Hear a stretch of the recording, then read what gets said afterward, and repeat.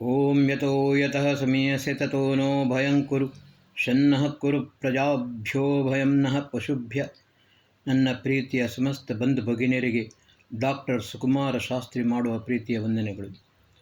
ಬಂಧುಗಳೇ, ಅಧಿಕ ಜ್ಯೇಷ್ಠ ಮಾಸ, ಈ ಅಧಿಕ ಮಾಸವನ್ನು ಪುರುಷೋತ್ತಮ ಮಾಸ ಎಂದು ಹೇಳುತ್ತಾರೆ.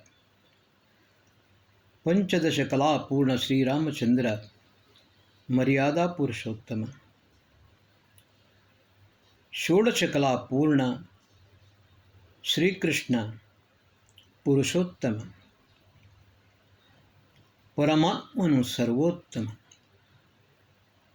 ಯೋ ಭೂತಂ ಚ ಭವ್ಯಂ ಚ ಸರ್ವಂ ಯಶ್ಚಾದಿ ತಿಷ್ಠತಿ ಸ್ವರ್ಯಸ್ಯ ಚ ಕೇವಲಂ ತಸ್ಮೈ ಜ್ಯೇಷ್ಠಾಯ ಬ್ರಹ್ಮಣೇ ನಮಃ.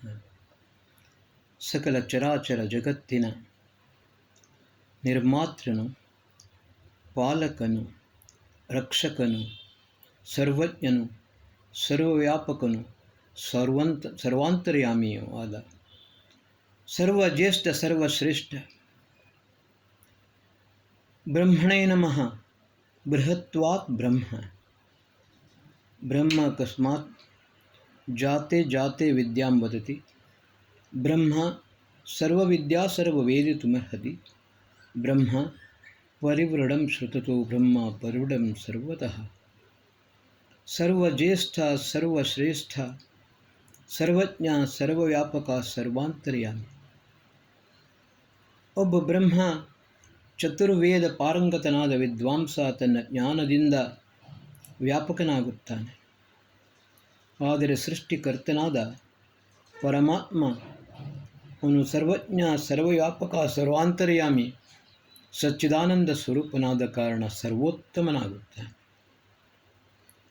ಬಂಧುಗಳೇ, ಈ ಪುರುಷೋತ್ತಮ ಮಾಸದಲ್ಲಿ ನಾವು ಉತ್ತಮ ಪುರುಷರಾಗಬೇಕು. ವರ್ತಮಾನ ಕಾಲದಲ್ಲಿ ಸಂಪೂರ್ಣ ವಿಶ್ವದಲ್ಲಿ ಭಾರತವನ್ನು ಬಿಟ್ಟು ಹೆಚ್ಚಿನ ದೇಶಗಳಲ್ಲಿ ಯುದ್ಧದ ನಡೆಯುತ್ತಲೇ ಇದೆ. ಈ ಯುದ್ಧಗಳನ್ನು ತಡೆಯುವ ಪರಿಸ್ಥಿತಿ ಬಹಳ ಕಠಿಣವಾಗಿದೆ. ಆದರೆ ಭಾರತೀಯರಾದ ನಾವು ನಮ್ಮ ಸಭ್ಯತೆ, ಸಂಸ್ಕೃತಿ, ಸಂಸ್ಕಾರ, ಅಸ್ಮಿತೆಯನ್ನು ಉಳಿಸಿಕೊಂಡು ನಾವು ಉತ್ತಮ ಪುರುಷರಾಗಬೇಕು. ಈ ಸಮಯ ನನಗೆ ಒಂದು ಶ್ಲೋಕ ನೆನಪಿಗೆ ಬರುತ್ತಾ ಇದೆ. ಈ ಶ್ಲೋಕ ಒಂದು ವಿಶಿಷ್ಟವಾದ ಶ್ಲೋಕ. ಇದಕ್ಕೆ 3 ಅರ್ಥಗಳಿವೆ. ಕೇಶವಂ ಪತಿತಂ ದೃಷ್ಟ್ವಾ ಪಾಂಡವ ಹರ್ಷಮಾಪ್ನುಯು ರುದಂತಿ ಕೌರವಾ ಸರ್ವೇ ಹಾ ಕೌರವ ಕೌರವ. ಈ ಶ್ಲೋಕದ ಮೊದಲನೆಯ ಅರ್ಥ, ಕೇಶವಂ ಪತಿತಂ ದೃಷ್ಟ್ವಾ, ಕೇಶವನನ್ನು ಬಿದ್ದದ್ದು ನೋಡಿ ಪಾಂಡವರು ಹರ್ಷಿತರಾದರು, ಪುಲಕಿತರಾದರು.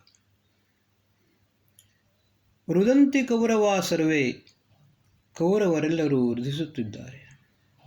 ಹಾ ಕೇಶವ ಕೇಶವ, ಕೇಶವ ಬಿದ್ದ, ಕೇಶವ ಬಿದ್ದ ಎಂದು ರೋಧಿಸುತ್ತಾರೆ.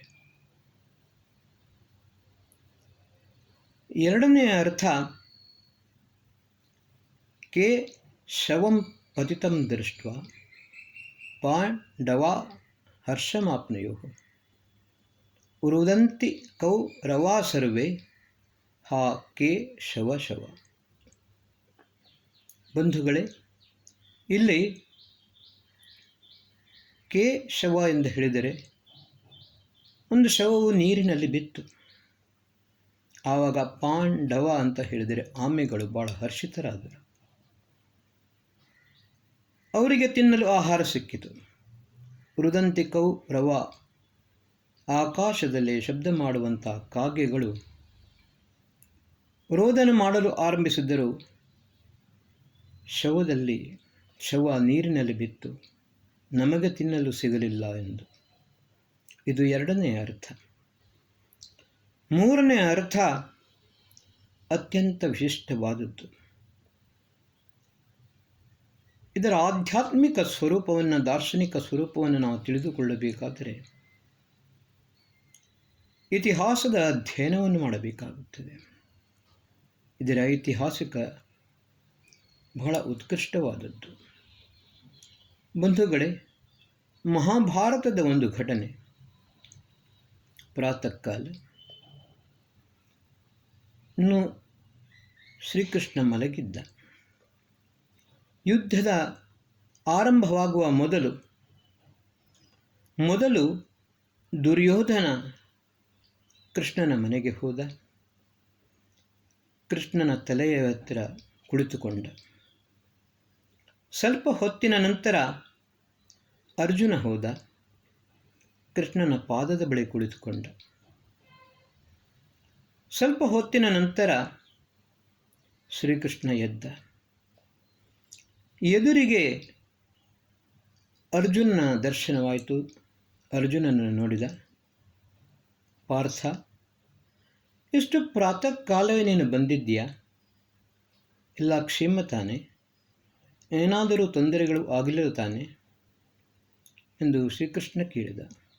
ಆವಾಗ ತಲೆ ಹತ್ತಿರ ಕುಳಿತುಕೊಂಡ ದುರ್ಯೋಧನ ಹೇಳಿದ, ನಾನು ಮೊದಲು ಬಂದದ್ದು, ಮೊದಲು ನನ್ನನ್ನು ಕೇಳಬೇಕು ಅಂತ. ಆವಾಗ ಶ್ರೀಕೃಷ್ಣ ಹೇಳಿದ, ನನಗೆ ತಲೆಯ ಹಿಂದೆ ಕಣ್ಣುಗಳಿಲ್ಲ, ಆದರೂ ನೀನು ಹೇಳುತ್ತಿದ್ದೀಯಾ, ಮೊದಲು ನಿನ್ನನ್ನು ಕೇಳುತ್ತೇನೆ, ನೀನು ಏಕೆ ಬಂದಿ ಅಂತ. ಆವಾಗ ದುರ್ಯೋಧನ ಹೇಳುತ್ತಾನೆ, ನನಗೆ ನಿನ್ನ ಸಹಾಯ ಬೇಕು. ಸರಿ ಪಾರ್ಥ, ಈಗ ನೀನು ಹೇಳು, ನೀನೇ ಯಾತಕ್ಕೋಸ್ಕರ ಬಂದಿದ್ದೆ? ಅರ್ಜುನನು ಅದನ್ನೇ ಮಾತನ್ನು ಹೇಳುತ್ತಾನೆ, ಶ್ರೀಕೃಷ್ಣ, ನನಗೆ ಯುದ್ಧದಲ್ಲಿ ನಿನ್ನ ಸಹಾಯ ಬೇಕು. ಆವಾಗ ಶ್ರೀಕೃಷ್ಣ ಹೇಳ್ತಾನೆ, ಇಬ್ಬರೂ ನನ್ನ ಮಾತನ್ನು ಕೇಳಿ. ಒಂದು ಕಡೆ ನನ್ನ ಸಂಪೂರ್ಣ ಸೈನ್ಯ, ಇನ್ನೊಂದು ಕಡೆ ನಾನು ಒಬ್ಬಂಟಿಗ. ಶಸ್ತ್ರವನ್ನು ಎತ್ತುವುದಿಲ್ಲ. ಈಗ ನಿಮಗೆ ಬಿಡುತ್ತೇನೆ, ನೀವು ಏನನ್ನು ಬಯಸುತ್ತೀರಿ, ಏನನ್ನು ಸೆಲೆಕ್ಟ್ ಮಾಡುತ್ತೀರಿ? ಆವಾಗ ದುರ್ಯೋಧನ ಆಲೋಚಿಸುತ್ತಾನೆ, ಈ ಕೃಷ್ಣ ಒಬ್ಬಂಟಿಗನಾಗಿದ್ದಾನೆ, ಅದರಲ್ಲಿಯೂ ಕೂಡ ಶಸ್ತ್ರವನ್ನು ಎತ್ತುವುದಿಲ್ಲ ಎಂದು ಹೇಳುತ್ತಾನೆ. ಇದರಿಂದ ಕೃಷ್ಣನ ಯಾವ ಪ್ರಯೋಜನವೂ ನಮಗಿಲ್ಲ. ಆವಾಗ ಒಂದು ದುರ್ಯೋಧನ ಕೃಷ್ಣನ ಹತ್ರ ಹೇಳುತ್ತಾನೆ, ಕೃಷ್ಣ, ನನಗೆ ನಿನ್ನ ಯಾದವಿ ಸೈನ್ಯವನ್ನು ಕೊಟ್ಟು ಬಿಡು, ನಾನು ಅವರನ್ನೇ ತೆಗೆದುಕೊಂಡು ಹೋಗುತ್ತೇನೆ. ಶ್ರೀಕೃಷ್ಣ ಆಯಿತು ಎಂದು ಹೇಳುತ್ತಾನೆ. ಆಮೇಲೆ ಪಾರ್ಥ, ನಾನು ಮೊದಲು ಹೇಳಿದ ಪ್ರಕಾರ ನಾನು ಒಬ್ಬನೇ, ಶಸ್ತ್ರವನ್ನು ಎತ್ತುವುದಿಲ್ಲ. ಅರ್ಜುನ ಕೃಷ್ಣನ ಪಾದಕ್ಕೆ ರೆಗುತ್ತಾನೆ. ಶ್ರೀಕೃಷ್ಣ, ಶಸ್ತ್ರ ಎತ್ತದಿದ್ದರೂ ತೊಂದರೆ ಇಲ್ಲ, ನಿನ್ನ ಸಹಾಯದಿಂದ, ನಿನ್ನ ಆಶೀರ್ವಾದದಿಂದ, ನಿನ್ನ ಶಕ್ತಿಯುಕ್ತಿಯಿಂದ, ನಿನ್ನ ಸಹಾಯದಿಂದ ನಾನು ಯುದ್ಧವನ್ನು ಜಯಿಸಬಲ್ಲೆ. ನಿನ್ನತ್ರ ನಾನು ಕೇಳಿಕೊಳ್ಳುವುದು ಬೇಡುವುದು ಏನಂತ ಹೇಳಿದರೆ, ಸಾರಥ್ಯವನ್ನು ನೀನು ಮಾಡಬೇಕು. ನೀನು ನನ್ನ ಸಾರಥಿಯಾದರೆ ನಾನು ಖಂಡಿತವಾಗಿ ಯುದ್ಧವನ್ನು ಜಯಿಸಬಲ್ಲೆ. ಮುಂದಿನ ಮಹಾಭಾರತ ಕಥೆಯೆಲ್ಲರಿಗೂ ಗೊತ್ತಿದೆ. ಇದರದ ಆಧ್ಯಾತ್ಮಿಕ ಸ್ವರೂಪ ಏನು? ಭಗಯೇವ ಭಗವಾನ್ ಅಸ್ತು ದೇವಾ ತೇನ ವಯಂ ಭಗವಂತಸ್ಯಾಮ ತಂ ತ್ವಾ ಭಗ ಸರ್ವ ಇಜ್ಜೋ ಹುಯಿತಿ ಸನೋ ಭಗಪುರಯಿತಾ ಭವೇಹ. ಸಾಮಾನ್ಯವಾಗಿ ಭಗ ಶಬ್ದಕ್ಕೆ ಎರಡು ಅರ್ಥವಿದೆ. ಒಂದು ಅರ್ಥ ಭಗ ಎಂದರೆ ಸೂರ್ಯ, ಇನ್ನೊಂದು ಅರ್ಥ ಭಗ ಎಂದರೆ ಐಶ್ವರ್ಯ. ಇಲ್ಲಿ ಭಗವಾನ್ ಏವ ಭಗ ಅಸ್ತು, ಪರಮಾತ್ಮನೇ ಸರ್ವೈಶ್ವರ್ಯನಾಗಿದ್ದಾನೆ, ಅವನೇ ನಮ್ಮ ಐಶ್ವರ್ಯ, ನಿಜವಾದ ಐಶ್ವರ್ಯ ಪರಮಾತ್ಮನೇ.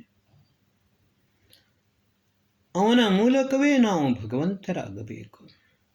ಭಗವಾನ್ ಏವ ಭಗ ಅಸ್ತು ದೇವ, ದೇವ ನಿನ್ನ ಕೃಪೆಯಿಂದಲೇ ನಾವು ಐಶ್ವರ್ಯವಂತರಾಗಬೇಕು. ತೇನ ವಯಂ ಭಗವಂತ ಸ್ಯಾಮ ತಂ ತ್ವಾ ಭಗ ಸರ್ವ ಇಜ್ಜೋ ಹವಿತಿ ಸುನೋ ಭಗಪುರಯುತ ಭವೇಹ. ಯಾವ ರೀತಿ ಶ್ರೀಕೃಷ್ಣ ಅರ್ಜುನನ ಸಾರಥಿಯಾದ, ಸಾರಥಿ ಯಾವಾಗಲೂ ಮುಂದೆ ಕುಳಿತುಕೊಳ್ಳುತ್ತಾನೆ, ಅದೇ ರೀತಿ ಸನೋ ಭಗಪುರ ಏತಾ ಭವೇಹ, ನಮ್ಮ ಮುಂದೆ. ಆದರೆ ಪರಮಾತ್ಮನು ಕೇವಲ ಮುಂದೆ ಮಾತ್ರವಲ್ಲ, ಮುಂದೆಯೂ ಇರುತ್ತಾನೆ, ಹಿಂದೆಯೂ ಇರುತ್ತಾನೆ, ಬದಿಯಲ್ಲಿ ಇರುತ್ತಾನೆ. ನಮ್ಮ ಒಳಗೆ ಅಂತರಾತ್ಮನಲ್ಲಿಯೂ ಕೂಡ ಪರಮಾತ್ಮನಿರುತ್ತಾನೆ. ಆ ಸರ್ವವ್ಯಾಪಕ ಸರ್ವಾಂತರ್ಯಾಮಿಯಾದ ಪರಮಾತ್ಮ ನಮ್ಮ ಜೀವನದ ಎಂಬ ರಥದ ಸಾರಥ್ಯವನ್ನು ಅವನು ವಹಿಸಿಕೊಂಡರೆ ಮತ್ತೆ ನಮಗೆ ಯಾವ ಕಷ್ಟವೂ ಇಲ್ಲ. ಆಪೋ ಹಿಸ್ತಾ ಮಯೋ ಭವಸ್ಥಾನ ಊರ್ಜೆ ದಧಾತನ ಮಹೇರಣಾಯ ಚಕ್ಷಸೆ ಆಪ್ನೋತಿ ವ್ಯಾಪ್ನೋತಿ ಚರಾಚರಂ ಜಗತ್ ಇತಿ ಆತ್ಮ. ಸರ್ವವ್ಯಾಪಕನಾದ ಪರಮಾತ್ಮ ಮಯೋಭವ, ಎಲ್ಲ ರೀತಿಯ ಸುಖ ಶಾಂತಿ ಸಮೃದ್ಧಿ ಕಲ್ಯಾಣವನ್ನು ಉಂಟು ಮಾಡುವ. ಆಪೋಸ್ತ ಮಯೋಭೋಸ್ತ ನ ಊರ್ಜೆ ದಧಾತನ, ಪರಮಾತ್ಮ ನಮಗೆ ಶಕ್ತಿಯನ್ನು ಕೊಡು, ಜ್ಞಾನವನ್ನು ಕೊಡು. ಮಹೇರಣಾಯ ಚಕ್ಷಸಿ, ಈ ಜೀವನದ ಸಂಘರ್ಷದಲ್ಲಿ ಜನ್ಮ ಅನುಜನ್ಮ ತ್ರಿಜನ್ಮ, ಜನ್ಮ ಜನ್ಮಾಂತರಗಳಲ್ಲಿ ನಾವು ಮಾಡಿದ ಎಷ್ಟು ತಪ್ಪುಗಳಿವೆ, ಪಾಪಗಳಿವೆ. ಪ್ರತಿಯೊಬ್ಬ ಮಾನವನು ಆದಿಭೌತಿಕ ಆದಿದೈವಿಕ ಮತ್ತು ಆಧ್ಯಾತ್ಮಿಕ ತ್ರಿವಿಧ ತಾಪದಿಂದ ಸಂತಪ್ತನಾಗುತ್ತಾನೆ. ಆ ಸಂತಪ್ತನಾದ ಮಾನವ ಒಂದು ಸರ್ತಿ ಕ್ಷಣಿಕವಾದ ಉಪಾಯಗಳನ್ನು ನೋಡುತ್ತಾನೆ. ಆದರೆ ಇಲ್ಲಿ ಪರಮಾತ್ಮನತ್ರ ಪ್ರಾರ್ಥನೆ ಮಾಡುತ್ತೇವೆ. ನಾವು ತಿಳಿದು ತಿಳಿಯದೆಯೋ ಹಲವಾರು ಪಾಪಗಳನ್ನು ನಾವು ಜನ್ಮ ಜನ್ಮಾಂತರಗಳಿಂದ ಮಾಡಿಕೊಂಡು ಬಂದಿದ್ದೇವೆ. ಭಗವಂತ ಅವಶ್ಯಮೇವ ಭೋಕ್ತವ್ಯಂ ಯತ್ಕರ್ಮ ಶುಭಾಶುಭಂ ಅಂತ, ಶುಭ ಮತ್ತು ಅಶುಭ ಕರ್ಮಗಳ ಫಲವನ್ನು ನಾವು ಅನುಭವಿಸಲೇಬೇಕು. ಆದರೆ ಯಾವ ಕಷ್ಟವು ಬಂದರೂ ಕೂಡ ಅದನ್ನು ಎದುರಿಸುವ ಸಾಮರ್ಥ್ಯ ನಮಗೆ ಇರಲಿ. ಆ ಶಾರೀರಿಕ ಶಕ್ತಿ, ಮಾನಸಿಕ ಶಕ್ತಿ ಮತ್ತು ಆಧ್ಯಾತ್ಮಿಕ ಶಕ್ತಿ, ಐಶ್ವರ್ಯದ ಶಕ್ತಿ, ಈ ಶಕ್ತಿಯನ್ನು ನಮಗೆ ನೀಡು. ಆವಾಗ ಸುಲಭವಾಗಿ ಜೀವನವನ್ನು ನಾವು ಮುಂದುವರೆಯಲು ಸಾಧ್ಯವಾಗುತ್ತದೆ.